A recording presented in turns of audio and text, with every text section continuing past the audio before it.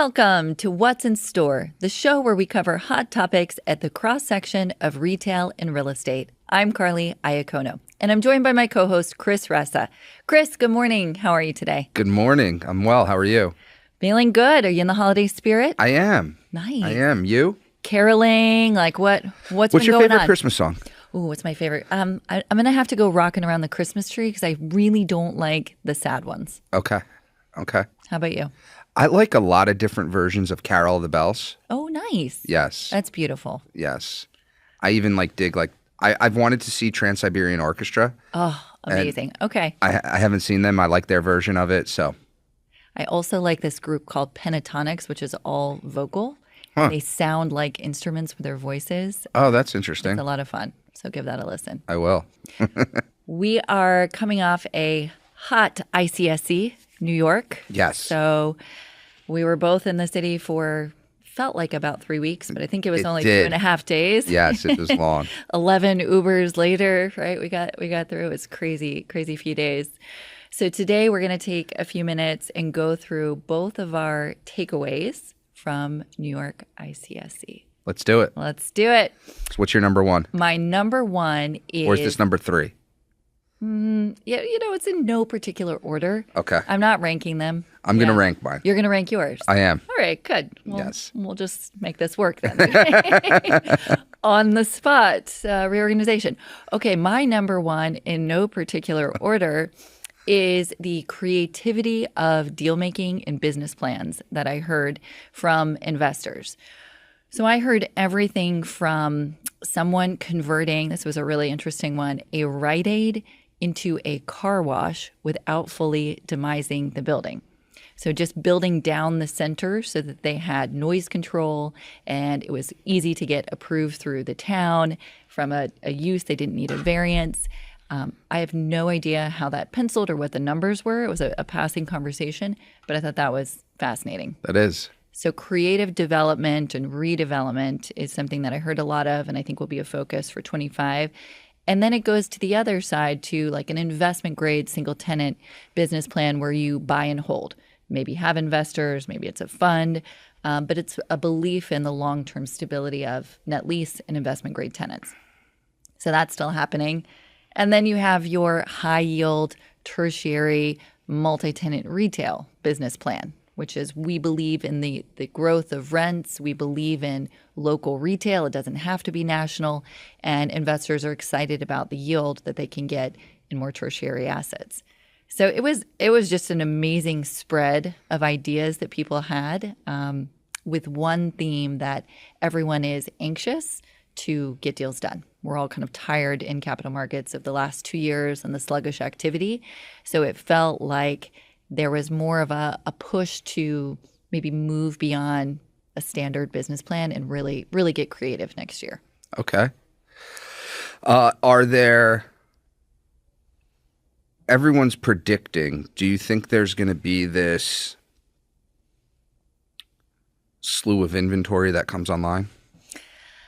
I don't think so. I think that's been filtering in at the end of 24. We have some deals we're launching in January just because it's not great to launch deals over the holidays, but that wasn't a 6-month wait period. It was just we're not launching anything in the next 2 weeks. So I think you'll see, as always, kind of a blip at the beginning of the year in January after the holidays.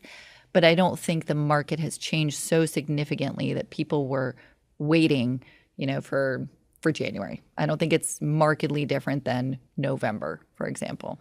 Got it. Okay. We'll see. That's an easy one to come back to and see if I'm right or not. But okay. We'll come back to. Fair enough. You want to jump in with your number three? I'm going to go with my number three. All right, let's go number three. My number three is the 5-year plan. So when I spoke to a lot of retailers, I heard more than I usually do about over the next 5 years what their strategy is. And that was, to me, that was super interesting to hear because I heard it multiple times from multiple different retailers in multiple different sectors. And the reason it's interesting is, one, it's a pretty long view on the space, pretty bullish view on the space for the future. So that feels good that they're strategizing store expansion over that long of time. A lot of retailers kind of have an idea of how many stores based on current market conditions the United States can handle of their store. So if they're at 1,000 and they think there's room for 2,000 or whatever it might be. And I think it gives them potentially, there's a little bit of a shift of this. We're always going to be, especially the public companies, quarter by quarter, but it gives them a shift to say that, like, if there's something that's off in a quarter, or it gives them the opportunity to say if there's something off in a quarter, that we're still on track with our 5-year plan and our 5-year strategy.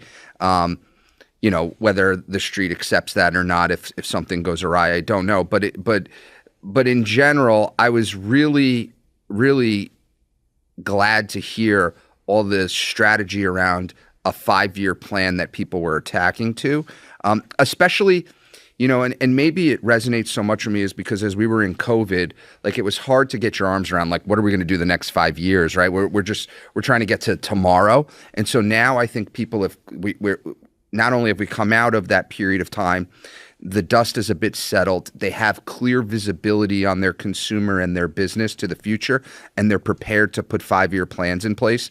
And that's really exciting to see. Do you think that is partially driven by the fact that they couldn't open the stores they wanted to open the last 2 years? Is the 5-year plan, just to play devil's advocate, a way to tell investors, okay, we didn't meet the growth targets because we couldn't find the sites or whatever, capital markets weren't beneficial to us, but don't worry, we have a 5-year plan, we're still going to do it. So is it a way to kind of quell concerns over lack of performance, or is it really just that we have that much clarity in the market that we can look farther ahead? I think we have as much clarity as we can. There's a lot of, we have more data than we ever had. So I think that's been helping them and able to get conviction around longer term plans. And retailers have always been longer term in nature, right? They're building a store and signing a 5, 10, 15, 20-year lease. So they're always thinking longer term. I think coming out of that period of time where it was really hard to get visibility around longer term, and that period of time being the COVID era, I'm not really sure to your question, because at the end of the day, a lot of retailers have hit growth plans. So maybe it could be we're seeing this, there's no end in sight to the lack of supply. It's hard to envision enough retailers could close for that to equalize out. It just wouldn't be there. And so to that end, maybe, but I think it's really more to do with, we're on this stable footing. We have more clarity. Now let's really drive this business home. We're on offense now. And I think there's a big difference between stock market financial projections, right? Because I've seen some retailers pull guidance for, next year, beginning of the year, because earnings were a miss or there was some instability, but obviously not across the board. But that's different than what you're saying. You're saying a 5-year growth plan, a leasing plan, a business plan, which maybe doesn't always line up with Wall Street's financial projections. But that's good to hear that they're willing to have longer term conversations with landlords and really build that relationship, probably in an effort to secure more sites over the next few years. For sure. So still good news. Yes. Good news. What's your number 2? My number 2, in no particular order, is the use of retail space changing. And I thought this was an interesting one because some of the conversations were really unique this year, such as, have you thought about drone staging? And this seems kind of sci-fi, like, okay, and it's probably less, relevant. Well, maybe not for a single tenant, but actually could be relevant there as well. So not just do we have drones, but if we're going to do drone delivery, where do you load the drones? Where do you repair them? Where do you store them, right? How do we fit this new model into the site plan? Because apparently it's quite a lot of square footage that's required for things like drone staging. So I haven't spent a lot of time thinking about drone staging. And some of these far out things are tough to get your arms around, right? Like, I remember someone saying at a conference 7-8 years ago, if you're building shopping centers or building properties where people drive cars, Right. you're missing. Right. I remember that too. So that like hit home. I was like, holy cow! Like if you're building a parking lot that's set up for people to drive cars, then you're off. So I'm not. I think we're early in this. Mm-hmm.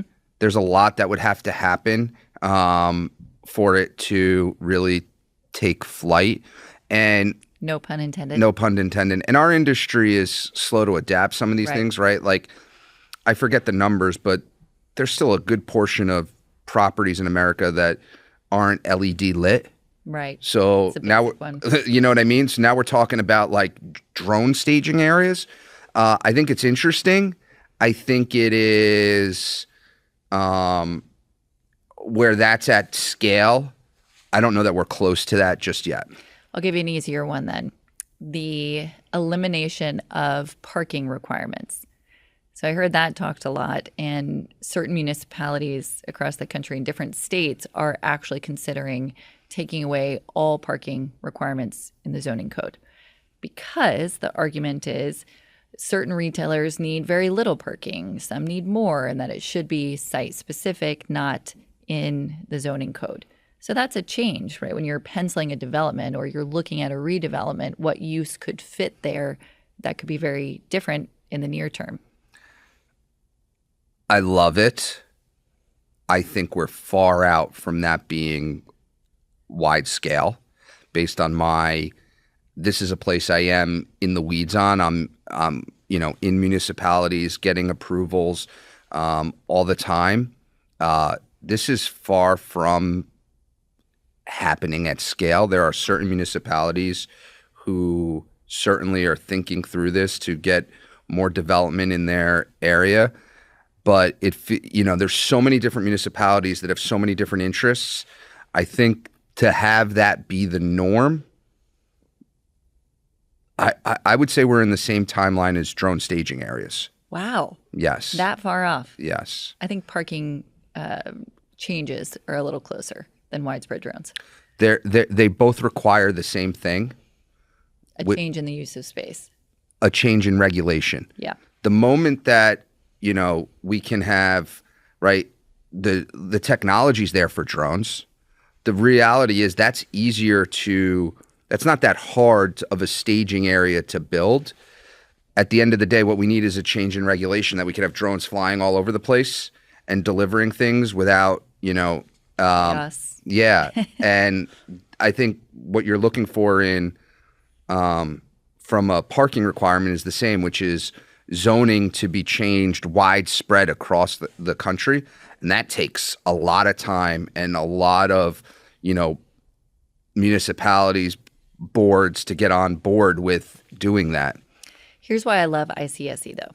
It forces us, broker, landlord, investor, lender, to get out of our comfort zone of the way that we've always looked at retail. For sure. Right? And if we didn't have these huge meetups, we might never think differently. We'd say, well, this is too far away, or this is too hard or too big of a project, or not necessary. But somebody right now is, I can guarantee it, building a project with drone staging as part of it. Somebody is building one that has no parking requirement in a town somewhere, right? So it's just understanding that change is happening. And yes, we're extremely slow to adapt as an industry, widespread. Right. But I think unless we start talking about these things that, okay, this could be reality. Maybe it's 5 years, maybe it's 10 years.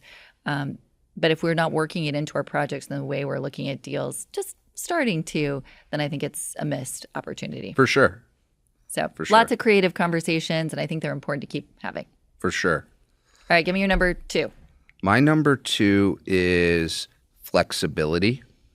We had a lot of retailers come to our booth and say, I know you have nothing available now. How about 26, 27? And we were like, potentially. And they're like, we'll sign a lease today to take the space in 2027. There were a lot of talks of spacing in a shopping center where, don't say no for us. Where it used to be like, if it wasn't in this, nice box that we have tied up with a nice pretty bow, we would move on to the next. Well, now there is no next with the limited supply, and retailers have gotten, the pendulum has shifted, and retailers have gotten a lot more flexible. It's leading to more creative deals, and the continued flexibility in how to get a store open is super refreshing. And I think that's going to be a catalyst in deal flow coming into 2025 and 2026, is this more flexibility from a retailer, whether that's on space size, whether it's on space location, whether that's on deal terms. Retailers generally are getting more flexible. Do you think if retail construction picks up, maybe costs come down miraculously? I don't know. Maybe interest rates continue to come down. Do you think that changes the focus on flexibility? So the question is this because the retail model is becoming more flexible, or is it just that the retailers don't have a choice? Maybe they don't want to be flexible, but if they're not, they can't open stores in this climate. So do you think that stays or not? I think this will come down to, as it always does, store level performance. And if being flexible gives them the ability to get the performance they wanted or perhaps better, then they'll stay flexible. If the flexibility is attributed to a bad store performance, then they'll cut back on flexibility. Okay. So maybe not exclusively tied to availability of space. I don't think so. Just store performance. Not just, but you said exclusively. I don't think it's exclusive, right. But I think store performance is a driver of this, in my opinion. And you know, if I saw a clip the other day. It was I wrestled my whole life. I wrestled in college. It was a wrestling coach talking to his team, and the clip was his least favorite phrase is build confidence. He's like, I don't think you build confidence, you earn confidence. And we believe that if you prepare, that's what builds confidence. Yet you can prepare all you want, but for, let's say, a big game, you're still nervous. He gave an example of and I'm going to land this plane, I promise. And he gave an example of if you're standing, you know, your friends and you go to like some river and you're standing off a cliff and you're like standing at the front and you're like 1, 2, and then you're like, no, you go first. And because you're nervous. What gives you the confidence is, well, if you actually jump in, when you land in the water, what do you say? You're like, wow, that was awesome. Let's do it again. So I think what builds the confidence to be flexible is to try. And if retailers are flexible and it leads to wins, which I think it is doing already, then they will continue to be flexible. And I think it's not exclusive to performance, but I think it's attributed to that level of performance, probably even more than just the availability of space. I think the performance matters. And, you know, this is a refreshing time. The fact that more and more retailers are being flexible, if they continue to try and execute, then I think that bodes well for the industry on overall flexibility. Your wrestling coach would be so proud. He worked his teaching. That wasn't his. That was just some random one I saw on Instagram. He doesn't even get credit. It was just some random one on Instagram I saw the other day. Well, I love that we could work inspirational wrestling messages. Yeah, so you don't build confidence, you earn confidence. There you go. That's actually a great quote. I might use that. Love it. And I think you're exactly right. And that was such an interesting point, that it's not just, okay, we're opening stores like this because we have to, but if they work, then why not keep doing it that way? That's right? The types of things that leads to new prototypes, that leads to new the types of markets, right? You have to try them to see if they work. That leads to new product types that they go into, right? How does a mall retailer get confident that they can do off-mall stores? Well, they open off-mall stores. See how they perform. Right? Yeah. That's the only way. You could put all the data you want together, but until you actually try it, you're not going to have the confidence that you can roll out off-mall stores if you're an enclosed mall tenant. I could see there being a correlation versus causation question, right, in the Sure. data, because if they're opening a new format and in a new market or with a new product mix, like how many changes they make, it could be a little difficult to trace it, but Sure. I think the point is valid. Cool. Nice. All right, my last and final one is an interesting shift in markets in focus for both investment and new development. We were both at actually a retail stat event, which was very interesting. Actually, you were speaking. Great job. Side Thank you. note. But one of the other speakers was talking about the growth in grocery, single tenant and inline across the country. And the number one market for grocery growth coming up is the New York tri-state, New York, New Jersey, Long Island, and Eastern PA. And I thought that was incredible. And that's across the top 10 grocery banners and then also some of the smaller specialty grocers. So across the board. And what I thought was so interesting in that is we've been talking really ad nauseum about growth in Florida, Texas, Arizona for several years now, really post-pandemic. And to see that not only the investor sentiment, which I can touch on personally in my meetings, but the retailer sentiment being a focus on the Northeast and also California, I thought that was a shift and very interesting that perhaps the population migration is stabilized or there's still opportunity in sort of infill locations in very dense areas.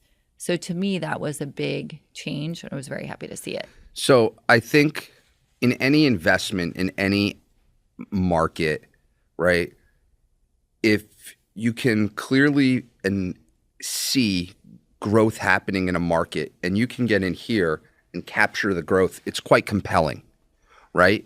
And so everyone's looking for, in any industry, looks for growth markets. That said, when you look at just density, exactly, income, the vast majority of the markets that have this unbelievable density, unbelievable amounts of wealth are slower growth than some of these other places. So that doesn't mean you can't capture great returns in those markets. It might not be as easy to get this tailwind of growth that you had in some of these other markets. But if that growth subsides, it makes some of those other markets a lot more, interesting. We've had investors, developers specifically really try to pull out of the Northeast because it's so difficult to build here, right? The barriers to entry are so high. The land costs are high. Everything, the approval process is harder. And now I've seen that maybe the easier money in some of the other markets is not as easy. So they're coming back to the Northeast and saying, okay, our tenants want to be here. We got to figure this out. Our investors want to put their money in a market they know in a lot of cases. So it seems to be a focus back on the Northeast despite some of the challenges in investment, which is great being that we're here. Yeah, for sure. Nice. All right, what's your last and final point? My number one was just the amount of mature retailers that have their pedal to the metal on expansion, right? I think this is all the mature retailers, Walmarts and Home Depots and Targets all have domestic expansion on their mind and have a plan to expand domestically probably over the next 5 years, as we talked about. The 5-year plan. Right. But the amount of, for the past few years, we've been talking about like the hot new retailers trying to capitalize on changing market conditions and this and that. Well, a lot of mature retailers have been focused on what I would call retooling the store, efficiency in business, their technology stack, all this stuff, and growing margin and share that way. And now they've got these unbelievable machines and they see opportunity in the marketplace to grow from an expansion perspective, and they're all for it and they're doing it.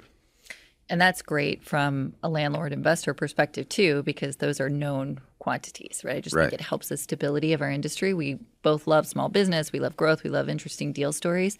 But there's something about a national brand wanting to come into a space that's proven, that has good credit. It's nice. Yeah, I think there's always been there's always national brands that are expanding, but the brands that were, we opened a Macy's in Chicago a month ago. And so this is a brand that's been around for decades and decades and decades, that their real tear of growth happened, a long time ago. For them to be continuing to evolve and do that, the Walmarts of the world, there's thousands already of Walmarts in America, and the fact that they believe there's more opportunity for them, it speaks to retail in America, how strong it is. It speaks to the unbelievable job these companies have done.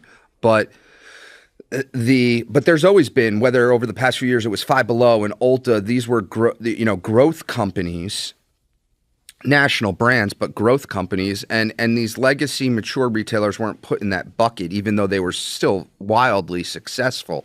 The fact that they're also in the mix of expansion with the hot new concepts, with the ones that have been expanding like crazy over the last 10 years, I think this is really interesting.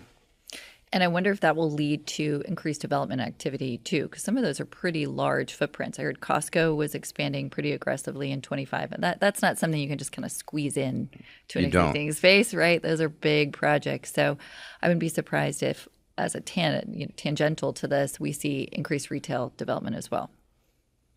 Ground up. No? Yes? I know we just talked about flexibility, but I think for some of the national retailers, that's harder than some of the smaller stores. I think that brand new development is still super challenged. And I think a lot of markets are very tight. And even some of the tertiary markets are tighter than people think, and supply is limited because the trade area is smaller. Like where the retail nexus is a much smaller geographic area. So there might be land somewhere else, but if you go there, you're off the mark. Right. So where the land actually is super tight. So those tertiary and secondary markets are in the same boat where supply is limited. And even though there might be just cornfields, where the cornfields aren't the retail nexus, and it's probably not a great location. So again, I don't know how available that land is because it's really not what we would consider retail land. And so I am uncertain how much we're going to develop. I think there'll be some, but maybe it's just the big box retailers, right? The ones that need very significant footprints that have no choice. But again, maybe they scale down. But even still, where that goes, right? A lot. Where does that go? A lot. It goes like, we have this building here. This building doesn't work. We're going to tear that down and build. Is that net new supply? I don't really think that's net new supply. That would be redevelopment, right? In your mind. Yeah. To me, if you're scraping it and starting over, that's still ground up. It's technically ground up, but from a supply perspective, we haven't added new supply. Yeah. We just repurposed existing supply. Right. Or added to it marginally if you're maybe doing an assemblage, right, nearby lots, things like that. I think the raw land and building on that, it's tough. Yeah. All right. So maybe a mix of what we were both saying. Maybe. I think ground up, but more scraping sites, like maybe you just said, and maybe adding some additional. We'll see. We'll see. It's going to be a good year. I'm glad the conference was successful for you. Same. It was a good week for sure, and great to see you there. You too. To everyone listening, that was What's in Store with Carly and Chris. Thanks for tuning in to listen to our top takeaways from ICSC New York. We appreciate you tuning in and look forward to seeing you again very soon. Have a great day, everyone.